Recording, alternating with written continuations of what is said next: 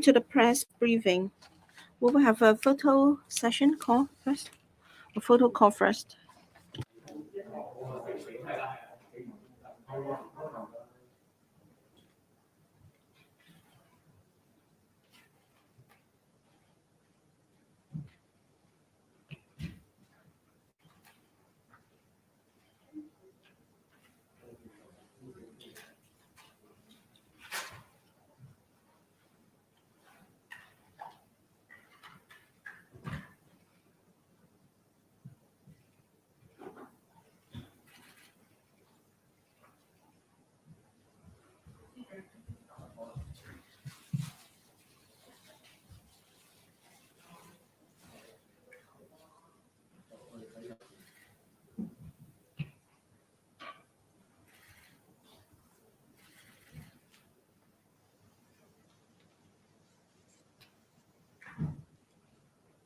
Hey, 各位有冇 OK？ So are we all done?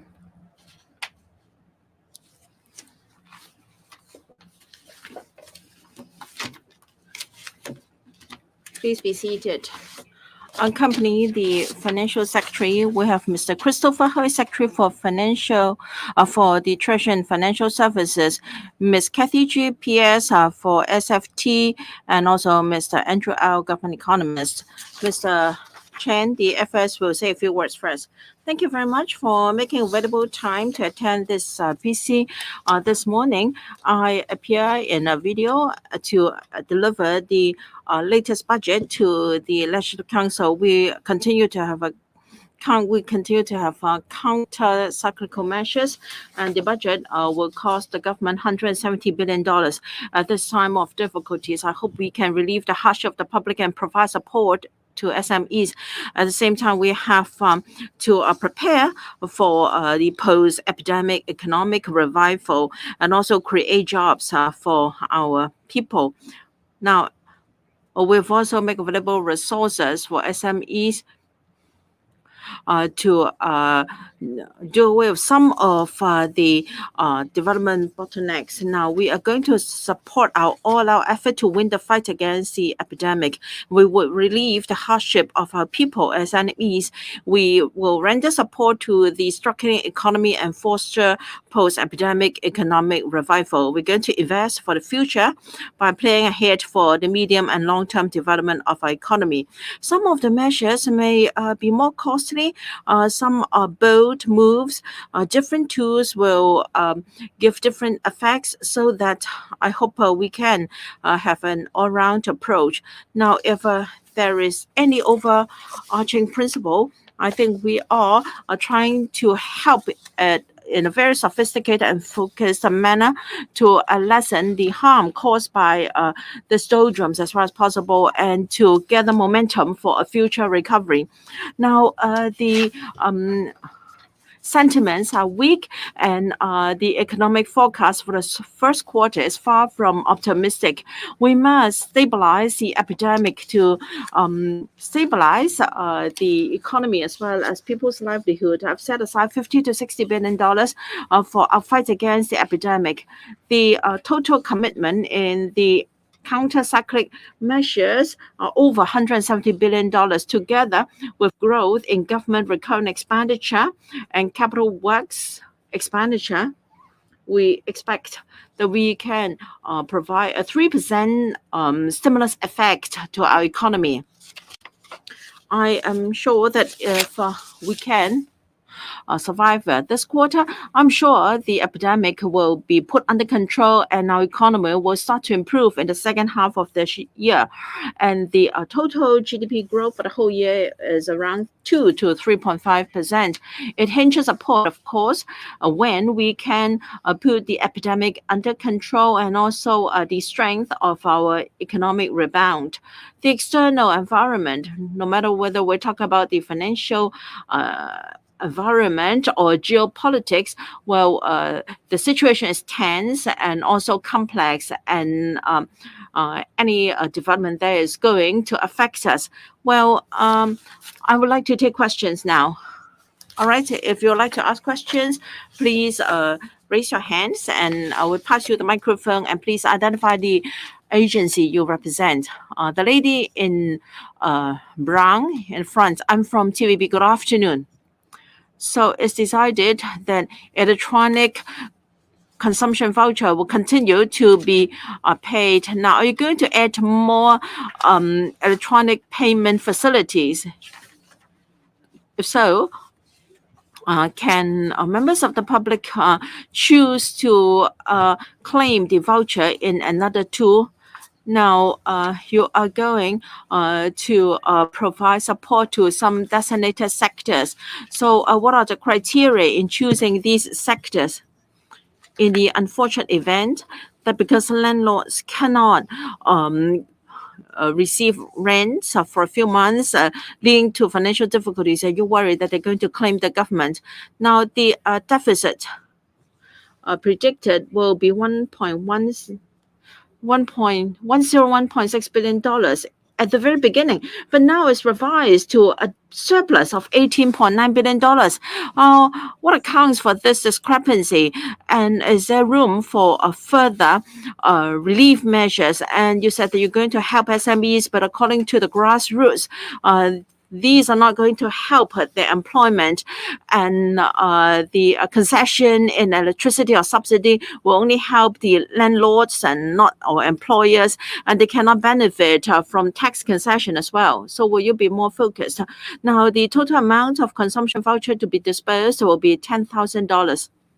Given that many members of the public are under great financial hardship, they have to spend extra money on commodities to fight the epidemic. And so we decide to disperse the voucher in two phases. The first phase will be in April because we want to give the money to the public as soon as possible.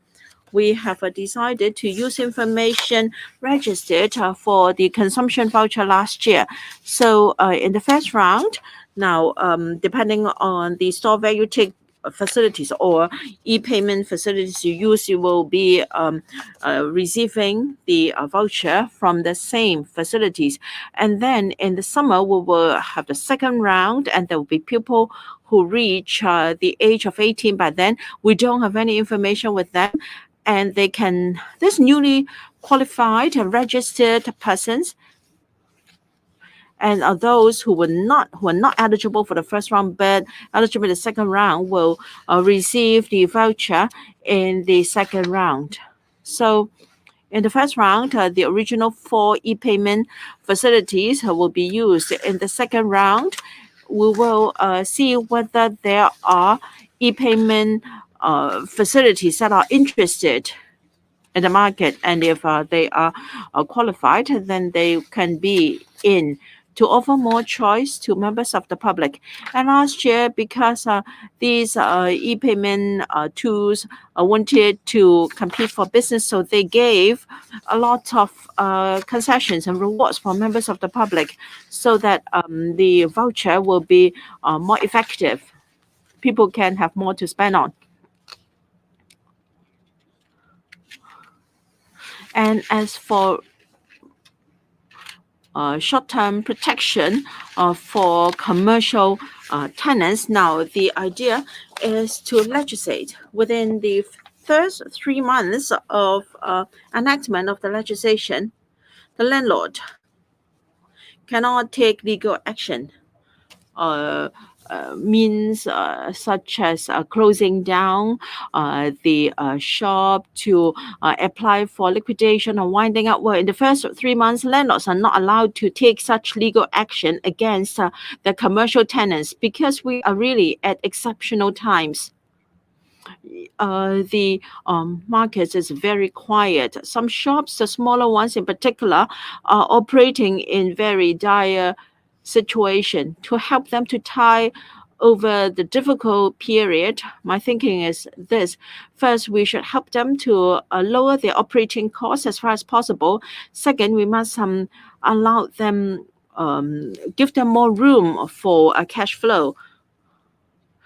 The government has introduced one-off rates rebate or subsidy in electricity, and to enhance their cash flow, we're going to do two things. We hope landlords and tenants can ride out the storm together. And I hope landlords will not take legal action against their tenants.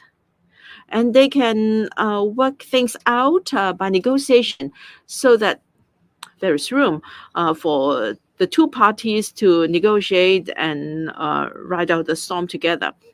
We hope that the community will be able to do this. There are different types of landlords. Some may have difficulty in mortgage repayment if they don't receive any rent. Now they can rest assured because we have discussed with the Hong Kong MA, which is going to support banks. When these circumstances arise, banks are going to be very flexible. As regards premises covered, now in the AEF, we have listed out 7 types of premises, such as childcare centers, tutorial schools, laundry shops, etc. These aside, we've added 2 more. First, retail outlets. Because this wave of outbreak has taken toll on our retail sector, and also interest class operators, etc., are also included. We'll have a list to include all of them. You asked whether there would be other legal action to be taken. When I conceived this idea, well, you may want to refer to overseas experience, like in the UK, in Singapore, and in other places. The concept was put into practice, though the scope may be different from ours. In our case, we try to be as precise as possible. And then for the scope of this scheme, we want to focus on the most important areas, and we look at the case of the payment of rents. We have been working closely with the Department of Justice. Therefore, we have already taken that into account. As to your last question, in the past, when we prepared the budget, the deficit was about $100 billion. This year, well, you found that we have got a surplus of $18.9 billion. Well, on the face of it, you see a surplus of $18.9 billion. But then we issued $35 billion of bond. So if you take that away, in fact, we have a deficit. For the year 2021-2022, we have got housing reserve being brought back to us. That's about $20 billion. And then for the income from investment of the future fund, in the past, there were 5 years income which had not been brought back. This year, we got $25 billion from that source. So if you take all such into account, we in fact have a deficit of $60 billion plus. You may be interested as to why the figure was much lower. On the one hand, we have got more income or more revenue from land sale. So land premium by way of land sale, and then $40 billion by way of land premium paid by developers. This has been unseen for quite a while. And then for taxation revenue, there's one observation I want to share with you. During the pandemic, for the grassroots citizens, they have been hardest hit.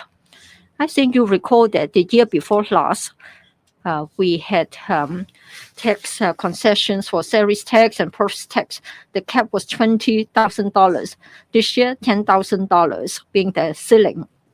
Well, you may think that when it comes to tax concession, when the cap was lowered from $20,000 to $10,000, there should be more people paying the tax. But in fact, there are fewer of them. But then the revenue is of a higher level. This is because in terms of distribution, for those who paid a small amount of tax, they actually belong to the lower income or middle income class. So they had a reduced level of income, or they might have lost their job. For the higher paid groups, they are still able to get the higher level of income. So when you look at that in the context of profits tax, the same is true. For profits tax, at first we thought that there would be a drop given the situation of our economy. But at the end of the day, some sectors paid more. Like in the year 2020, the financial service industry had a good performance. They continued with that in the year 2021. So is the property market. So all in all, $45 billion more in profits tax and $9 billion more by way of salaries tax. But of course, if you look at the finer details, early last year when the economy was in a poor shape, there were people who applied for later payment of their tax. And that's why we got the revenue this year. So basically, I've laid out the reasons. And then $9 billion more by way of stamp duty. That's because for the property market, it was buoyant all the way up to August, September. So we got more revenue by way of stamp duty. And then the stock market was buoyant. Stamp duty also performed well. And later on, there was underspending. We reserved money for spending, not because we were making savings. It's because of the pandemic. There were services, there were tasks that we would like to launch could not be started. And so we were not able to spend the money as scheduled. So owing to all such factors, at the end of the day, when we do our calculations for the year 21-22, the deficit was smaller than what we proposed. We are grateful because with such a financial situation, we were able to make bolder moves. The gentleman in dark red. Good afternoon, Financial Secretary. Good afternoon. I'm from Phoenix TV, FS. Well, earlier on, there were already 6 rounds of anti-epidemic funds. And this year, in your budget, you're going to give out a $10,000 electronic consumption voucher. What is the financial strength of the special administrative government?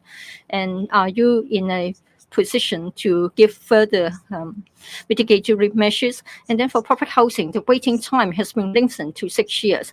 And then I just want to know whether you're really confident that you can achieve your pledge in relation to allocation of public housing units. For long-term financial position, yes, this year we have the pandemic and we have made bolder steps in relation to our counter-cyclical measures. But after all, they are one-off measures. We really hope that we can control the infection and then we learn from the experience. We have dynamic zero infection. Let's hope that we don't have to go through what we are having now. In terms of expenditure, for this year, we still have zero growth for the civil service. And then for new items of expenditure, we'll continue to be very vigorous in our vetting exercise. But at the same time, we have got additional revenues. Last year, we raised the rate for stamp duty for stocks, and year after year, there will be more revenue. And in fact, we're talking about $10 billion more. And then we have got the latest requirement, that is the global minimum tax rate that applies to multinational enterprises. In other words, they have a turnover of 750 million euro dollars or above. So that's in relation to multinational enterprises. What happens is that they have to pay a minimum of 15% in relation to the effective tax rate. Now, Hong Kong is a place for multinational enterprises to set up their headquarters here. We identified who they are and we try to find out the effective tax rate that they are paying. Now, we are in the process to pass a bill to give effect to the OECD requirement. And then such enterprises have to make up for a shortfall. We believe that starting from 2024-2025, on a yearly basis, roughly speaking, we are getting $15 billion more. In terms of rates, we propose some changes. First of all, for rates, in future, when there is rates concession, we are only covering natural persons as landlords, but not companies. And if you own more than one property, you can only pick one. You are not supposed to have concession for all your properties. In a way, we are going to make a savings of $3 billion. For today's record, it will be a saving of $3.1 billion this year. We are going to make it progressive when it comes to rates. That is, if a property has got a rateable value of $55,000 or less, the rate will be kept at 5% as of now. And then for others, that is for those under $800,000, then 8% for the next $250,000. And then for the rest, 12%. So we are going to get $700 million more a year. What we want to do is that for the general population, including the middle class, they would not be affected. Say, for example, for Tai Kwu Shing and Cornhill, their landlords will not be affected as a result of our proposal in relation to the amount of rates to be paid by them. So what we intend to do is that for the middle class, they're not going to have an extra burden, but at the same time, the public coffers will receive more revenue.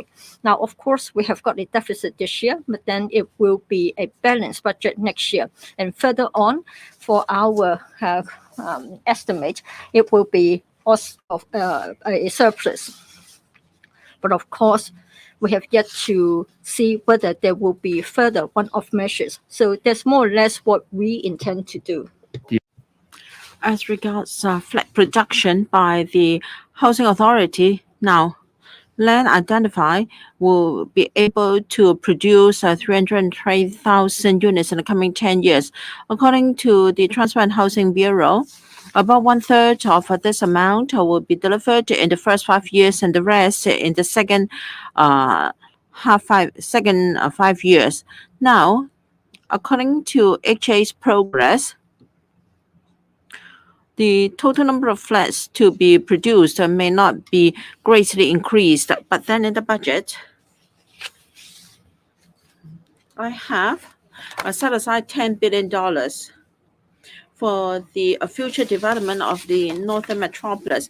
When land, housing, infrastructure are involved, we have this dedicated fund to expedite the implementation of these items. Hopefully, we can produce flats faster. And for traffic infrastructure, for those who live in the NT, they really understand that when there is proper traffic infrastructure before population move in,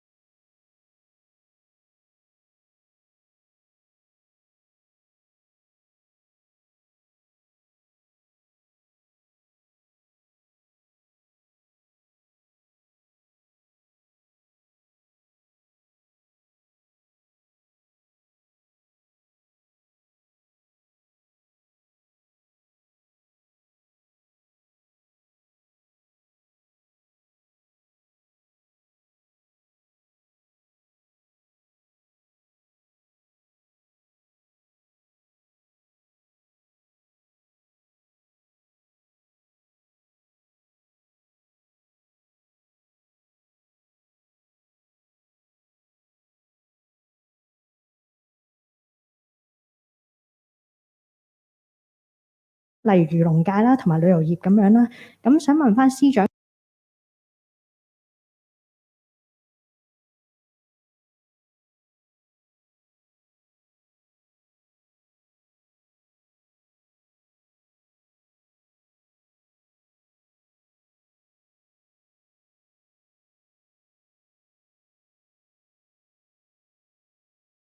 we follow the latest information provided to the government that's based on the registration details of the electric consumption voucher. That will be the most expeditious way to give our money to the public, because we have also got the cash allowance scheme implemented the year before last, but then the information was not as complete as the consumption voucher scheme.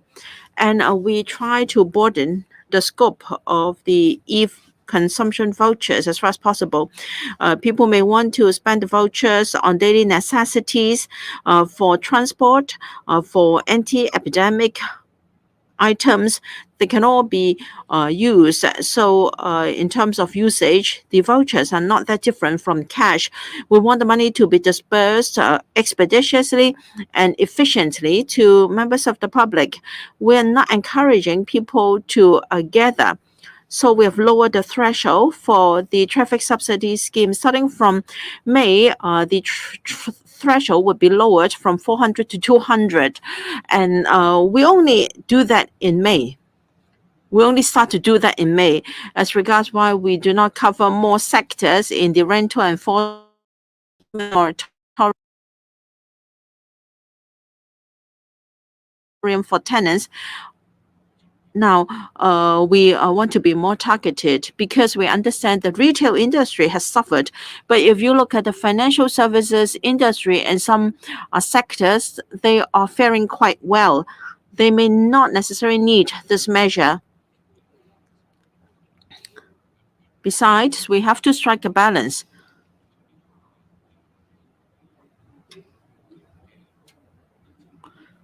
Given the current epidemic situation, SMEs need our help the most. We want to give them some space to allow landlords and tenants to be able to negotiate together. And for sectors not so hard hit or not affected at all, we should not stand in the way of landlords in collecting rents. And as for tourism, now they have suffered a lot in the past 2 years. The government has introduced many measures to help them, and we are continuing to support them.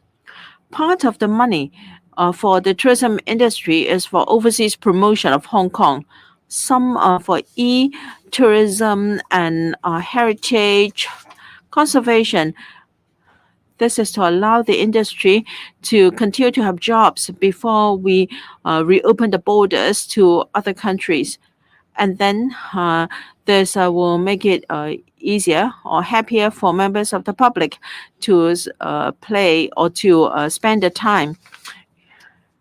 In the last budget, there were criticisms from the tourist or from the agriculture and fishery sectors, saying that for a long time we were not given them enough support. So we have reviewed our position. We believe we can invest in the long-term development of agriculture and fisheries so that they can use technology to develop. We have set up a fund and they have to apply for the fund before they can use it. The gentleman in black. Good afternoon, Financial Secretary. I'm from the Economic Times. 3 questions.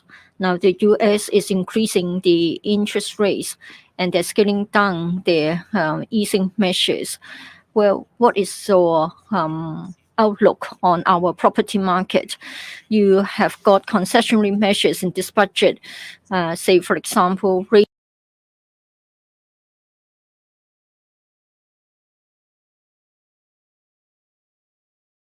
raising the loan-to-value ceiling. Is it all because you see signs that the property market may be falling? And then in the year 2018, you considered that there should be consideration to changing the rating system. Is it because you think that it is the right time and it wasn't for the past few years? And then a question about the electronic consumption vouchers. In your budget, you didn't actually give a figure concerning the stimulating effect. So what is your estimated rate of stimulus? Why did you pick the figure of $10,000?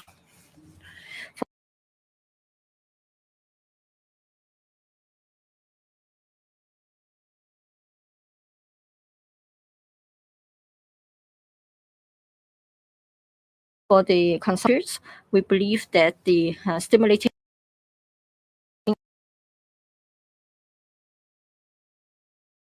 serious consideration to the idea. We've made preparation.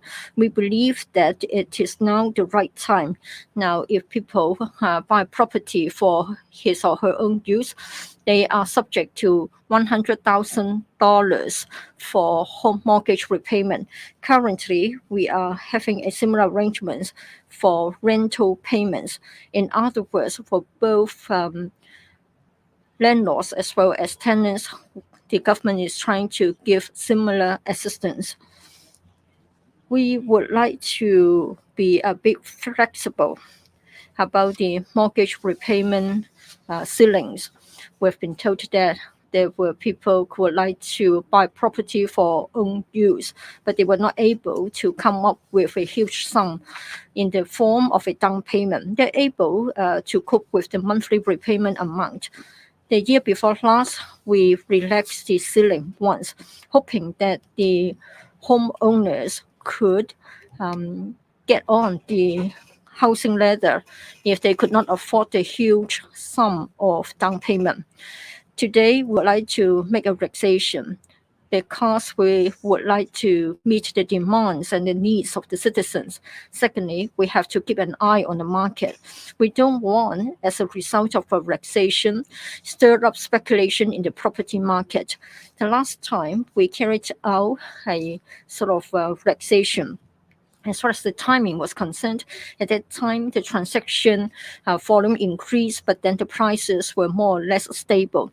Now we have an adequate supply, 98,000, and then for the next 5 years it would be 19,000 per year, 14% more than in the past. So we know that the interest rates may go up, and then in fact everybody is being very prudent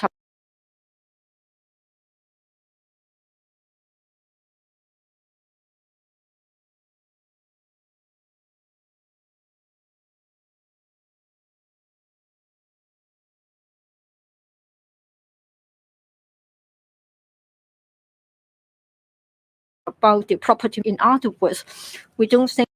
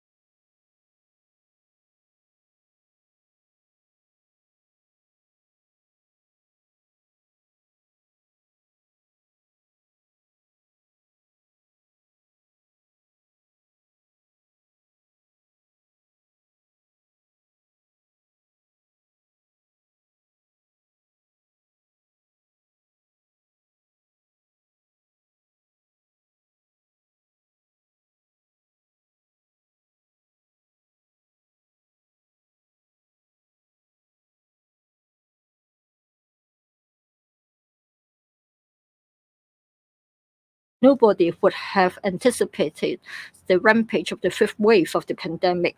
But what we can do is that we try our best to make preparations, and we hope that we can keep our strength so that can still stand firm and withstand the wave of pandemic, and we can survive. You asked about the anti-epidemic fund. Well, we believe that other than this year's, we are going to take into account what may happen in the next 4 years. In fact, this is what we have been doing all the time. This appears in every year's budget speech. You find it in the annex to the supplement to the budget speech. This is because when we carry out our budgetary planning, we cannot just set our eyes on 1 year's figures. We have to take several years down the road into account so that we have sound financial positions and we have a stable environment. For the rating agencies, when we look at our rating, they will also take a few years into account instead of just a single year's figures. And then for a few years, for the IMF and other credit rating agencies, they also agreed with us that what we are putting in place is proper. As to the tax concessions for rental payment, we are going to have this for the first time, and it will become a standing item. Would that affect property prices? I think the association is a bit far-fetched, that people would like to live in a cell phone to occupy their own premises. Some like to rent, and some may be saving up to buy their own homes. Meanwhile, they rent. So there are different circumstances. We talk about a deduction of $100,000. That is about $8,000 per month. It's just a gesture to lessen the burden of people who rent their premises. I think the impact on property prices will be minimum. And as for rental enforcement moratorium, that is not going to affect our free market operation. We're not the first to introduce this in the US and the UK and Singapore. They have similar measures along the line. So we just want to provide a cooling off period so that the landlords and tenants can discuss. That will allow some time for tenants to discuss with landlords a proposed solution. And tenants are subject to the current wave, and I think it will give them time to reconsider their business. So rental enforcement will be subject to a moratorium, and meanwhile we enhance the ceiling under the loan guarantee for enterprises. At first it was 18, the ceiling was 18 months of salaries, but now we have raised that to 27 months, and the loan ceiling is raised to $9 million. So at least there will be some few months for the operator to consider whether he wants to continue with the business. If not, how is he going to deal with his business? That's it. FS. Now we are under the epidemic. I'd like to know how the budget is going to support Hong Kong. And second question, the financial situation in 2021 is not bad because we have increased our revenue. How do you consider the fiscal sustainability of the Hong Kong SAR? We have set aside $50 to $60 billion in this fight against the epidemic. We are very confident. There's been care and guidance from the central government. The SAR, not just the government, but all sectors of the SAR are now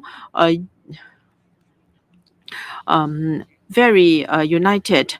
And as for resources, different departments and bureaus have got anti-epidemic measures. They have resources to buy drugs and also the necessary resources. So we will support all necessary resources. Secondly, the fiscal position of the government. Now, for 2022-23, inevitably, we're going to have a deficit because we have spent a lot of money on the fight against the epidemic.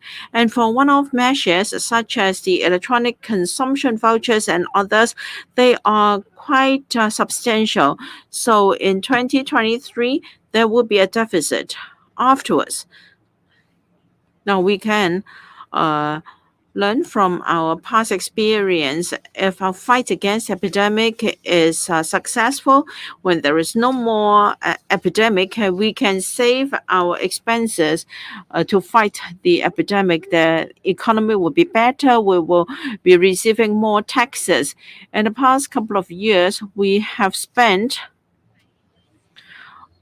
a lot of money in the fight against the epidemic. Now, in this budget, we have spent $480 billion, $200 billion in AEF. And in the last two budgets, every year, we're spending $100 billion on average. So we must spend the money properly in order to suppress the epidemic. If we do a good job, then we can make a lot of savings in the future. And we have also considered the impact of the epidemic on our economic growth. In 2020, the impact on our GDP was around $200 billion. Last year, it was $100 or so billion. So for this round, I think the impact would also be considerable. So the first priority is to combat the epidemic. Secondly, Hong Kong is a very resilient. We are very resilient. Last year, the epidemic started to ease in June and July. So the economic and spending sentiments were much improved. There was a growth of about 10.1% in investment in private consumption. So we have a very solid foundation. And the country has already decided on the development direction of Hong Kong, whether we are talking about the GBA development and also the development of Hong Kong into 8 hubs. Now we have provided resources, and these will help our economy and our revenue. So we expect that in 2022-23, we will have a few $100 billion of deficit, and then we will start with a balanced budget and then some surplus. Meanwhile, we have to be very prudent in our spending. We should spend money cautiously in area where money should be spent, and then we can also have more revenue. Now for BEPS, to introduce in Hong Kong, starting from 24-25, we will have an extra 150 or $15 billion of income. And our new progressive rate system will also bring us extra revenue. On this basis, I am optimistic about the future. We are quite confident in our fiscal position. The gentleman in dark. I'm Jackie. 2 questions. First of all, other than the question of unemployment, there are also people who are underemployed. They're taking no pay leave. Do you have any specific measures for them in the budget? And then for the number of newly completed flats, you said that there would be a good supply. And then for the mortgage loan ceiling, you're going to relax it. Sorry, I didn't catch the last bit. What about relaxing the draconian measures? No, I'm not going to relax any of our draconian measures in relation to demand management measures for the property market. I'm not going to relax at all. Now we are going to relax the mortgage insurance ratio. We just want to have a bit of relaxation so that who are buying a property for his own use or who would like to have a flat for flat exchange, we hope we can provide some flexibility.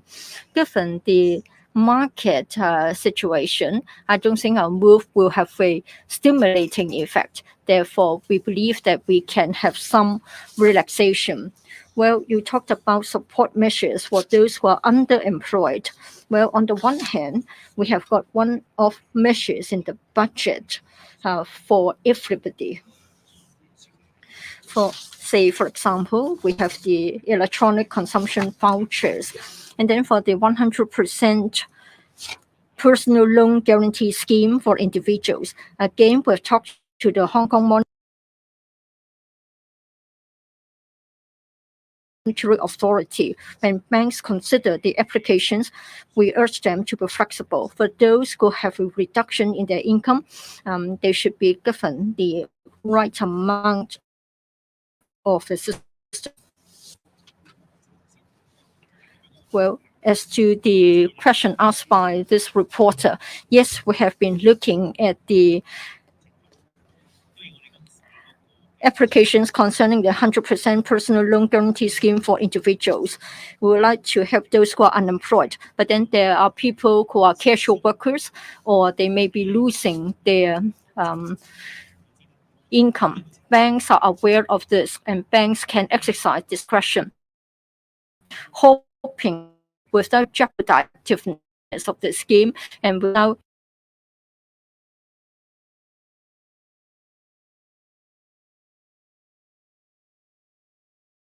jeopardizing the integrity of the scheme. We hope we can help those that we have in mind. So we are sort of carrying this out. Well, I think the secretary would like to have a sip of water. Perhaps we should just wait for him. Sorry about that.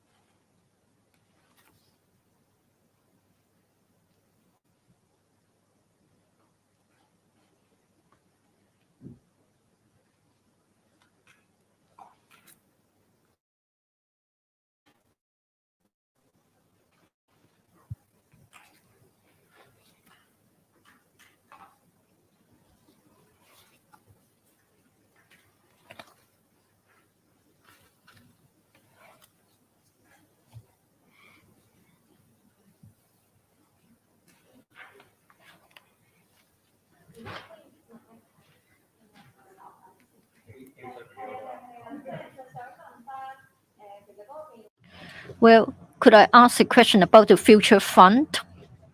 呢方面我哋秘書長可以提供。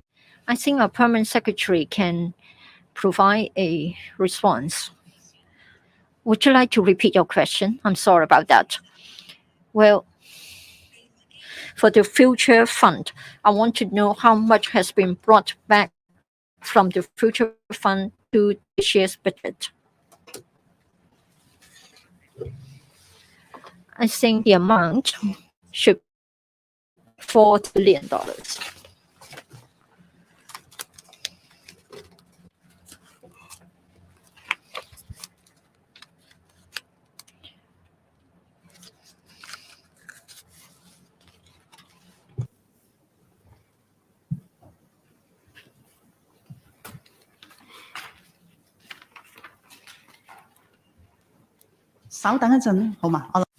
Please bear with us. I think it's better for us to wait for the FS to come back.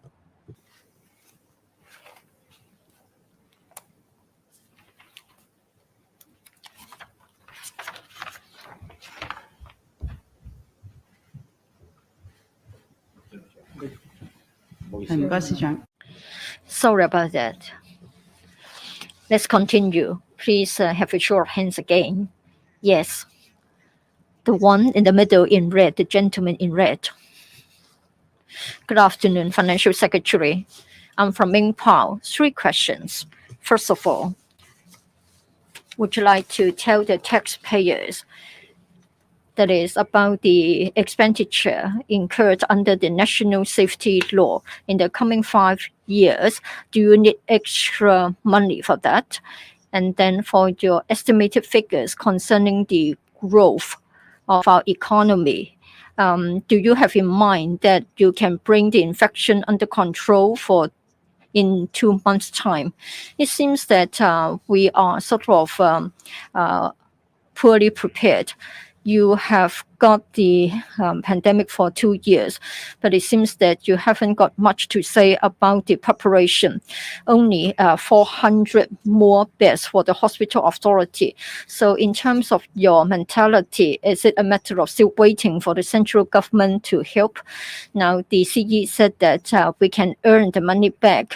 We don't have to mind how much to spend on fighting the pandemic. And he said that we mustn't have the same mentality when it is wartime. And then for the finance committee, each LegCo member can only ask 10 questions most. Are you going to let us have the normal arrangements so that the public and the media can monitor your performance? $8 billion were set aside in 2020 for national safety and national security. It is highly sensitive. We did submit a paper to the LegCo saying that $8 billion will be set aside for the use in a few years. As to the specifics, how much per year, I'm afraid this is too sensitive for public disclosure. Well, for this arrangement, I think in other advanced countries, they have got a similar approach because after all, when it comes to national safety, it is really a very sensitive area. And then for our economic growth and our outlook, well, the entire society, the entire government are doing our utmost. If the infection is not brought under control, not just the economy will be affected, livelihood would also be affected. So this is the most urgent issue. We have an all-out approach in making our efforts. We hope that in the coming year or two, let's hope that we can bring it under control. When it comes to the allocation of resources, I think we try to do so in the light of information we have got. So you can see and read from our budget. Other than those items that I have listed out, I've also said that we will also earmark another sum, and that's about $20 billion. Just now, you asked a question. While we are fighting against the pandemic, indeed, we have to be quick in making our moves. In particular, in the early days of the pandemic, everybody was fighting for face masks, and we had to order vaccines. We have always been very careful in trying to meet the procurement requirements. But then when it comes to special circumstances, with approval, we can try to adopt expedient measures so as not to miss the opportunities. That's what we have in mind. Well, for the information that we've disclosed in this budget, well, in fact, we have been observing the same sort of standards. We try as much as we try to be as open and transparent as possible. Be it the Legislative Council or the media, if you have got any questions, we'll always do our utmost and according to what we know, answer your questions. The lady in the light dress in the front. I'm from RTHKFS. Now, yesterday, the CE said that we've spent a lot in fighting the epidemic, and therefore the budget will have to do something to recover the spending. So is that your consideration, that is to boost revenue? And as for the progressive rate system, are you worried that there might be repercussions? Or is it that on balance there will be less objection compared to introduction of GST? Now for using hotels for isolation and treatment, what was the spending? And if the epidemic cannot stabilize within a short period of time, would there be an impact on our fiscal position? And as for the paragraphs on financial services, I think you spend more than you did in the past, in particular, Hong Kong being an international financial center. Is it because you're worried that the epidemic might have eroded, undermine position as a financial center? So you've decided to talk more about this. Some multinational companies have withdrawn from Hong Kong because of the harsh anti-epidemic measures. Now, are you worried that with the new tax standards, more foreign investment will pull out from Hong Kong? Now, in drawing up the budget, I always have to think about making savings and boosting revenue. Last year, I proposed a cut in spending of 1% on the condition that livelihood will not be affected. And this year is around we have a similar consideration. And as for boosting revenue, we have reviewed our rates system. In the past few years, when we proposed a rates relief, there were similar proposals from the legislators. It's not about having a progressive rating system, but that one should not enjoy rates rebate in more than one property. Now, this progressive rating system will levy different rates of percentage based on the property value. This is a common practice in many places in the world. This time we have set the threshold at 550,000. That is a monthly rental of about $45,833. Our assessment is that the impact on the middle class is going to be minimal. Take Hong Kong Island, residential developments such as Tai Kushing and Cornhill, and also some residential developments in Kowloon. We have examined the impacts, and we believe the impact on most of the middle class would be minimum. Now, there are about 42,000 properties that would be affected by our new arrangement, and they account for about 2.2% of our total number of domestic properties. And as for a universal mandatory testing and also hotel isolation, the spending expected now therefore been provided for in the budget. For measures that are not yet specific, they have not been factored in, and if money is needed, there will be a funding application. Of course, Hong Kong being an international financial center, the financial services sector is very important to Hong Kong, and we are also earning a lot of revenue from there. And as for the global minimum tax rate from Hong Kong's point of view, these enterprises are not going to be affected because the global minimum tax rate is 15%.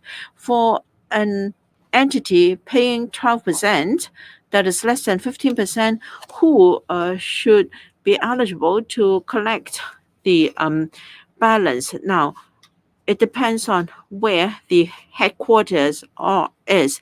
Usually, the place where the headquarters are will levy the tax. So, for us, we're only targeting these multinational enterprises with their headquarters in Hong Kong, and they will have to pay us tax based on the global minimum tax rate. Now, if they move out of Hong Kong, they will still have to pay that tax to the jurisdiction concerned. So from a global competitiveness point of view, we're not going to lose out, and at the same time, we are going to collect the balance in tax.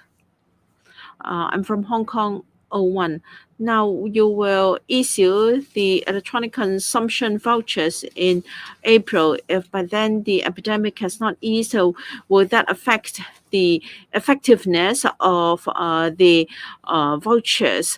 Now, under the latest anti-social distancing, social distancing measure, well, they will last until the 20th of April. Will that offset the effectiveness of the voucher?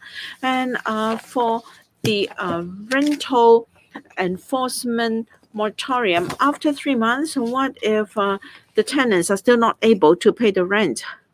And are you going to relax the maximum level of loan for residential properties? Are you worried that you will cause property prices to rise? Now, for the e-consumption vouchers, now because of the epidemic, people, the grassroots in particular, are under extreme hardship. So no matter where or which e-payment tool is used, the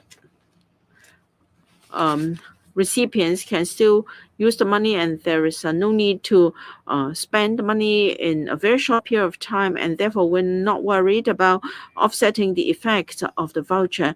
And as for the rental enforcement moratorium proposal, the main purpose is to allow time for the landlord and the tenant to cool down. Well, the rent in arrears will have to be paid some way or another. Or can there be any reduction, or can that be paid by installments? We will allow the landlords and tenants to decide. Because of the impact of the epidemic, I hope you will not overreact. Otherwise, the SMEs will suffer. After all, many SMEs are have families, and they are also employing many employees. So I hope that there can be a mutual understanding and give and take between the landlords and tenants. And as for relaxing the maximum percentage of loan in flats. Now, because there might be interest hikes in the U.S.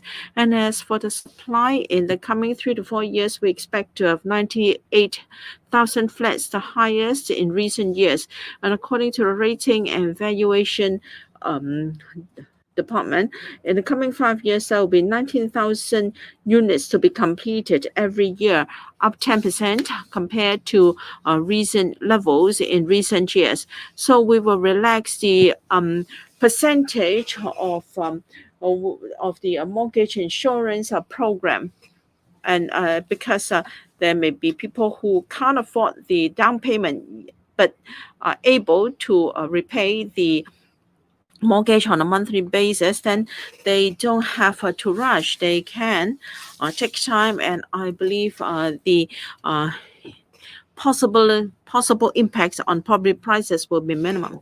唔緊要，我哋繼續。好，前排 I will continue. This gentleman in the front. Good afternoon. I'm from Now TV. You said that you have not taken into account the cost of universal mandatory testing for the community. What is the estimate? Now, among the $45 billion in anti-epidemic measures, most of them are for testing and for building isolation and treatment facilities, which will mainly be done by the mainland teams. Have you considered the spending for the mainland help in this regard? Now, you mentioned problems of our young people and the economy, and you said that these measures these problems have to be resolved bit by bit. So as asked by some reporters, will you be the one to resolve these problems? Are you going to join the CE race? Well, you just left abruptly, and that was a bit embarrassing. Can you explain the reason for that, please? Now, part of the cost for the universal mandatory testing has been included in the budget. Whether the costs have been included in full, I cannot be sure, but then we have done the closest estimate. Now we're going to greatly enhance our testing capacity. We have factored in a lot of money for that. And as for anti-epidemic facilities, we have earmarked about $12 billion. At different places, we're going to build either hospitals or isolation facilities, and this is just a rough estimate. We are not finalized as to who will do that for us. It will have to wait until the tendering process. However, in my budget preparatory stage, I have got a rough estimate included. And as for social measures, social problems you mentioned, this will be the last budget for this term of the government. So I was just concluding our work in the past 5 years and share with the community observations and insights I gathered in the past 5 years. If I may say so, in the past 5 years, myself and also members of the government have focused on working on the budget. The current situation is very different from what it was when we started to draft the budget, and many measures have to be reconsidered and reviewed, and that is quite mind taxing. So our focus right now is on fighting the epidemic. I apologize for having left abruptly.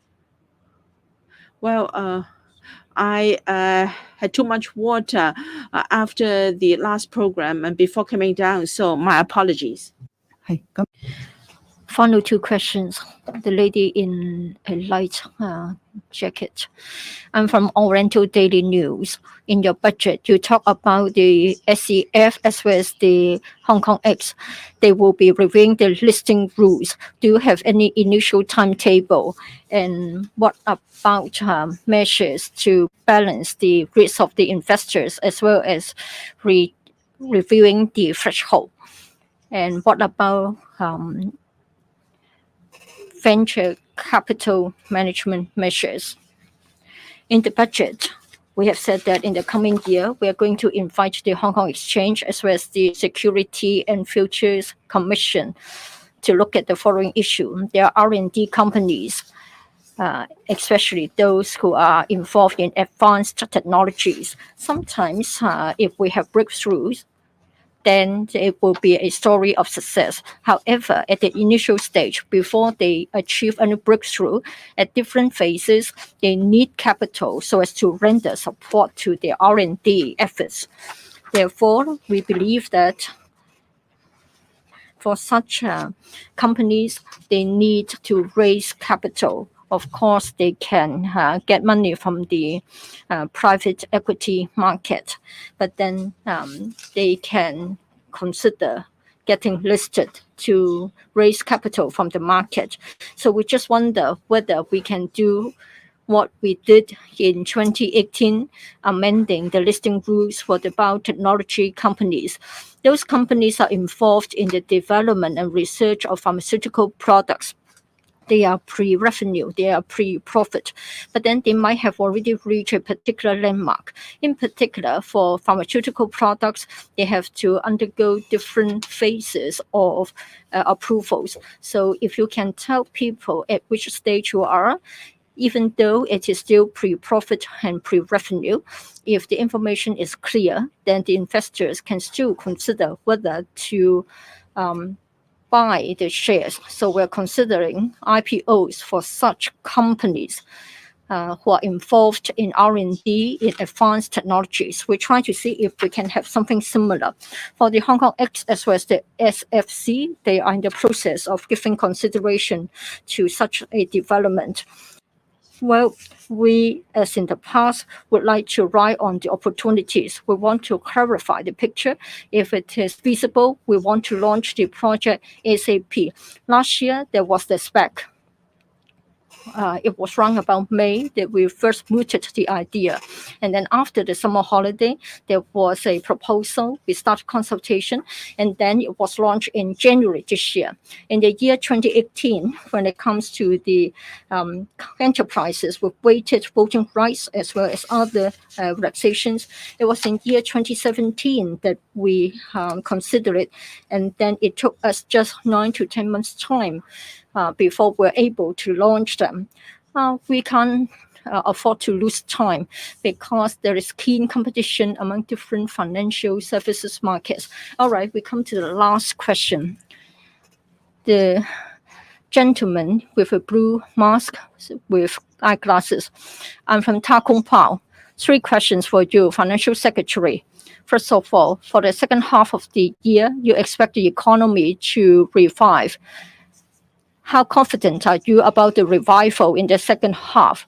And then for the public transport subsidy, why would you relax the threshold in May onwards, and it will end by October? Why not till the end of the year? And then for the consumption vouchers, is it possible for us to choose a new payment platform? And then last time, the elderly people missed out, or they could only get it very late because they were not familiar with the electronic payment systems. How are you going to resolve the problem this year? Well, for your first question, that's about the pandemic. We are confident that we can bring it under control. This is because within the government, we give it the topmost priority.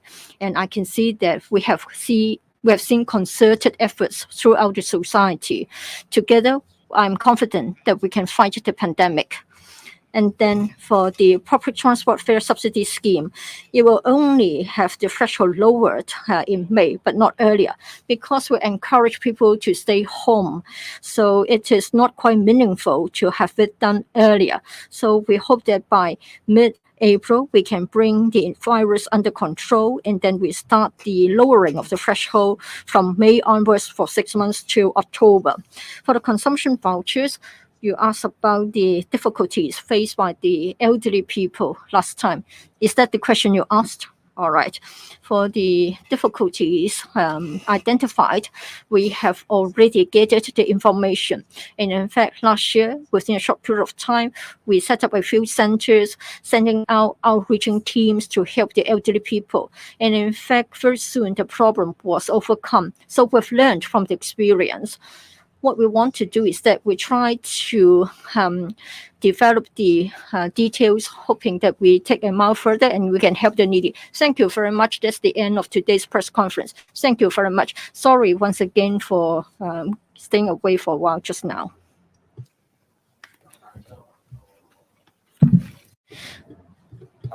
Sorry, the speaker is off mic. Yes. If I may ask one more question.